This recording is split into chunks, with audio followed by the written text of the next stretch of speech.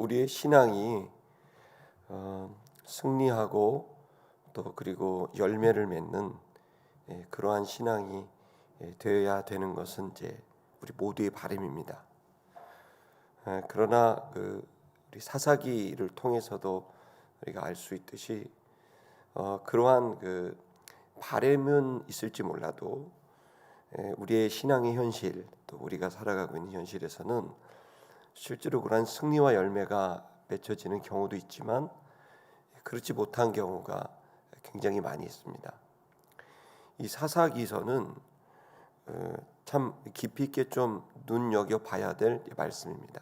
이유는 어떻게 하나님의 백성이, 어떻게 하나님의 사람이 저렇게 무너질 수 있고, 또 어떻게 하나님의 사람과 족속이 어떻게 저렇게 쓰임 받을 수 있을까? 지금은 우리가 현실을 살면서 여기에 나오는 이제 삼손 이야기를 쭉 보다가 오늘은 이제 그 단지파 얘기를 보는데요. 그 삼손이 바로 단지파의 사람입니다. 위대한 그 삼손과 같은 사람이 있는가 하면 도대체 삼손을 홀로 싸우는데 이 단지파는 뭐 하고 있었나 이런 생각을 또 하게 됩니다. 열심히 싸우는 주의 종들도 있고 또 그것을 방관하고 또 지켜보는 그러한 돕지 않는 또 그런 주의 종들도 있는 거죠. 오늘 본문은 이제 단지파 이야기가 나오고 또 그리고 미가라는 그 사람의 가정이 이제 나오게 됩니다. 본문이 이제 어제가 주일이어서 여러분이 이제 보지 못했기 때문에 한번 본문을 좀 생각해 보면 이제 단지파는 그 여호수아서 이제 19장에 보면 단지파가 땅을 배분받습니다. 그 가나안의 서부 산간 지역을 배분받거든요. 근데 가나안의 서부 산간 지역이 사실은 굉장히 센 지파가 있습니다. 그게 누구냐면 이제 아모리 족속입니다. 그 삼손은 블레셋과 싸웠다면 원래 그 단지파가 있었던 땅은 이제 아모리 족속입니다. 그럼 삼손이 아모리와 싸워야 되는데 왜 블레셋과 싸웠을까요? 삼손은 자기 족속만 생각한 게 아니었어요. 이스라엘 전체를 생각을 하면서 가나안의 7족속 전체를 지배하고 있던 블레셋, 그들의 그 중심을 쳐버리는 이제 그런 사명감을 갖고 살았지만 반면에 그를 배출한 위대한 사사를 배출한 단지파는 초라하기 그지없습니다.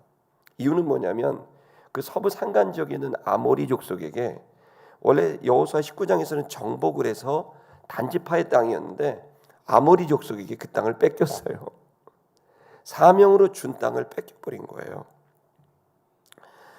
그들이 이렇게 뺏긴 이유가 뭘까요? 그건 정확히 불신앙이에요.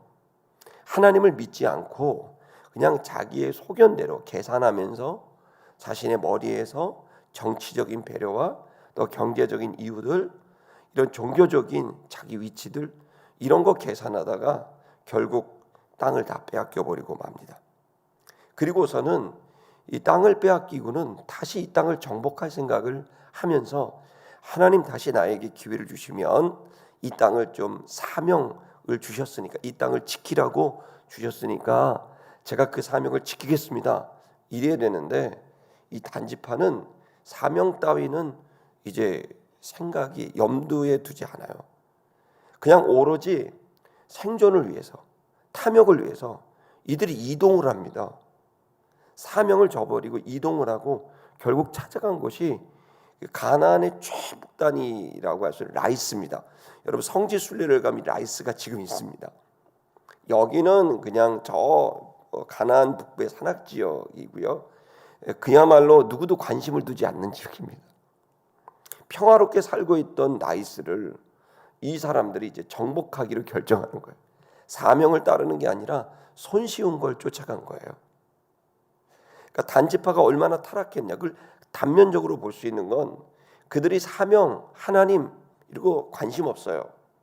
오로지 생존, 탐욕, 편의, 손쉬움 이거에 따라 가는 거예요. 여러분 아시죠? 사사기서의 가장 중요한 구절은 당시 사람들이 자기의 소견에 옳은 대로 행하였다라는 말씀입니다. 하나님 말씀대로 살지 않아요. 자기의 소견대로, 자기의 계산대로 그렇게 결정하고 따라가는 이 타락한 단지파. 이 타락한 단지파가 이제 이 라이스를 정복하기 전에 일어난 사건이 여러분이 읽으신 우리 18장의 내용입니다. 이 단지파가 배운 건 있어 갖고요. 여호수아를 흉내냅니다. 여호수아는 그 12명의 정탐꾼을 이제 보내지 않습니까? 마찬가지로 이 단지파는 5명의 그 정탐꾼을 보냅니다. 이 5명의 정탐꾼이 이제 그 땅 북부 지역을 하다가 거기에 이제 그 마치 라합의 집에 거하듯이 미가의 집에 거하게 됩니다. 이 미가도 당시의 그 가장이고 믿음의 사람이었습니다. 이 미가는 작은 성의 사람이었는데 이 5명의 정탐꾼이 들어올 때 미가는 어떤 걸 하고 있었냐면 거기에 떠돌이 레위 청년이 있었습니다. 이 떠돌이 레위 청년, 그러니까 레위 사람들이 떠돌았다. 그게 무슨 얘기예요? 사명을 잃어버리고 레위 사람들도 이젠 사명이 아니라 생존을 해야 돼요. 다시 말하면 제사장이 직업이 된 거예요. 먹고 살려고 제사장 하는 거예요. 그러니까 사사시대 암울한 걸 우리가 다 볼 수 있습니다. 이 사건에서. 제사장 청년은 이제 제사장 레위 사람인데 자기를 이제 그 고용해 줄 사람을 쫓아다니는 거예요. 그러면서 얼마든지 자기를 쓸 수 있다. 내가 얼마든지 복을 줄 수 있다. 이렇게 하면서 자기를 어필하면서 이 레위 청년들이 떠돌아다니죠. 여러분 좀 안타깝게도 요즘에 이제 적지 않은 목회자들이 조건이 어떠냐, 월급을 얼마 주냐, 뭐 사택을 주냐, 뭘 하냐 막 이러면서 막 여러 가지를 이제 말하자면 구직하는 그런 이제 목회자들이 나오고 있다 그래. 이제는 노동조합까지 생겼어요. 부목사, 전도사님 노동조합이 생겼어요. 이런 거를 이렇게 생각하면 사사시대하고 거의 똑같은 것 같아요. 그냥 자기가 먹고 살 만한 그러한 자기를 고용해 줄 곳을 쫓아다니는 이 레위 청년의 모습처럼 오늘날의 젊은 주의 종들이 더 좋은 조건을 찾아서 계속 다니고 있는 모습을 보면서 안타까움을 금할 수가 없는 거죠. 자, 이러한 그 상황에서 이 레위 그 미가의 집에 이 제사장이 있었고 또 미가는 자기 나름대로 또 거기에 그 우상을 만들어 놓고 있었어요. 여호와를 섬겨야 되는데 여호와를 어떻게 섬기냐면 우상을 만들어서 섬기는, 그러니까 말씀하고 전혀 관계가 없는 자기 나름대로의 신앙을 만들어 놓은 거예요. 그냥 사입이고 이단인 거죠. 자, 이렇게 자기의 생각에 옳은 대로 신앙의 체계를 만들고 자기의 옳은 대로 성경을 다 뒤집어 엎어버리고 자기의 옳은 대로 그렇게 우상을 만들고 자기의 옳은 대로 신앙생활을 하면 그 여호와가 나에게 복을 줄 거라고 착각하는 그 미가와 그 단지파의 모습이 이 본문에 나와 있습니다. 여러분 이 시간 이 본문의 말씀을 통해서 저와 여러분들이 정말 종교인이 아니라 회개해서 참된 신앙을 갖게 되길 주의 이름으로 축복합니다. 여호와 하나님을 인격적으로 만나고 그 여호와 하나님께서 우리에게 주신 이 생명 같은 말씀을 붙들고 내게 주신 사명을 붙들고 먹고 살기 위해서 생존을 위해서가 아니라 내 탐욕과 욕심과 야망을 위해서가 아니라 오로지 주님과 주님께서 주신 사명을 위해 어렵더라도 그 자리를 지키고 그 사명을 감당해 낼 수 있는 저와 여러분이 되시기를 주의 이름으로 축복합니다. 우리 한번 21절을 우리 다 같이 좀 보도록 할까요? 21절 다 같이 읽도록 하겠습니다. 시작. 그들이 돌이켜 어린아이들과 가축과 값진 물건들을 앞세우고 길을 떠나더니, 그들은 누굽니까? 정탐꾼 5명인데 얼마나 나쁜 놈들이냐면 미가 집에 갔다가 그냥 이들이 힘이 세니까 이 약한 미가의 집에 갔다가 거기서 어린아이들도 데려가고요, 가축도 데려가고요, 물건들도 막 가지고 약탈하는 거예요. 힘이 센 녀석이 힘이 약한 녀석들 거 다 뺏어가는 악한 시대인 거예요. 자, 그 다음 구절 우리 22절을 읽겠습니다. 시작. 그들이 미가의 집을 멀리 떠날 때 미가의 이웃집 사람들이 모여서 단 자손을 따라 붙어서 이제 그 주변 사람들 정탐꾼들이 그걸 데리고 막 가니까 그 장면을 보고 미가의 이웃들이 쫓아가 가지고 말이죠. 어떻게 합니까? 단지파 사람들 정탐꾼에게 가서 5명이니까 말이죠. 한번 붙어봤습니다. 자, 그다음 23절 읽겠습니다. 시작. 단 자손을 부르는지라 그들이 얼굴을 돌려 미가에게 이르되 네가 무슨 일로 이같이 모아가지고 왔느냐 하니, 여러분 이 5명의 정탐꾼이 이 약탈을 해간 거, 도둑질을 해갔는데 뻔뻔하기 그지없습니다. 그 부르니까 미가를 향해 고개를 돌리더니 왜 왔어? 이렇게 되는 겁니다. 사람들 모아 왔네. 싸우자는 얘기야? 이런 겁니다. 지금 이렇게 이 그 권력이 되고 힘이 되는 이런 모습들이 나옵니다. 약한 모습이죠. 24절을 읽겠습니다. 시작. 미가가 이르되 내가 만든 신들과 제사장을 빼앗아 갔으니 이제 내게 오히려 남은 것이 무엇이냐? 너희가 어찌하여 나더러 무슨 일이냐고 하느냐? 미가가 좀 화가 나서 다 가져가면 어떡하냐? 근데 자녀들 가져간 거, 가축 가져간 거 그 얘기 안 하고요. 무슨 얘기만 해요? 내가 만든, 그죠? 내가 만든 신들과 그리고 제사장을 데려가면 어떡하냐? 그렇게 돼요. 그러니까 이 미가는 철저히 그 왜곡된 신앙관을 갖고 있는 거예요. 미가가 자기가 영적으로 그리고 현실적으로 복을 받고 삶을 살기 위해서는 자기가 만든 우상이 너무 중요하고 그리고 엉터리 같은 제사장들이 중요하다고 생각한 거예요. 이 신앙의 체계를 갖고 있으면 자기가 복받고 자기가 제대로 살아갈 수 있을 거라는 생각. 그러니까 신앙이 우선적인 것은 맞지만 거짓된 신앙을 갖고 있고 또 타락한 신앙을 갖고 있는 거죠. 자기도 말하잖아요. 내가 만든 우상이라고 말하잖아요. 자기가 만든 24절 보면 자기가 만든 우상을 왜 가져갔냐? 제사장을 가져갔냐? 이 미가가 얼마나 왜곡된 신앙을 갖고 있었고 그 왜곡된 신앙은 미가를 지켜주지 못했던 거예요. 그 왜곡된 신앙과 일그러진 오염된 신앙을 갖고 있으니 어떻게 하나님이 그에게 복을 주고 보호할 수가 있겠어요? 그런데 이걸 깨닫지 못하는 거예요. 자기의 패배의 원인을 우상 빼앗기고 그리고 제사장 빼앗겨서 얻었다라고 하는 엉터리 같은 해석을 내놓고 있는 거죠. 이유는 잘못된 신앙 체계를 갖고 있었기 때문에 무너지게 된 거거든요.